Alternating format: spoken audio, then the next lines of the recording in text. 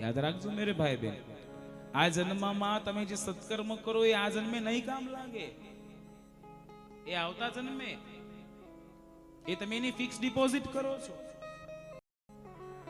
કોઈ કહે અમે દાન કરીએ, ધૂપ કરીએ, નૈવેદ્ય કરીએ, સાધુ સત્કાર કરીએ, ભગવાનનો સત્કાર કરીએ, માતાજીની પૂજા કરીએ, નૈવેદ્ય કરીએ, યજ્ઞ કરાવીએ, યાગાદિ કરાવીએ, સાધુઓને ભોજન કરાવીએ, બ્રાહ્મણોને ભોજન કરાવીએ, એમ કહેવાય પીપળે પાણી રેડીએ, તુલસી ક્યારે દીવો કરીએ, તુલસીને એક લોટો જળ ચડાવીએ, તો પણ અમને દુઃખ. અને અમારી બાજુમાં રહેવા વાળો પડોશી દીવાય નથી કરતો, તો પણ આજે મર્સિડીઝમાં ફરે છે.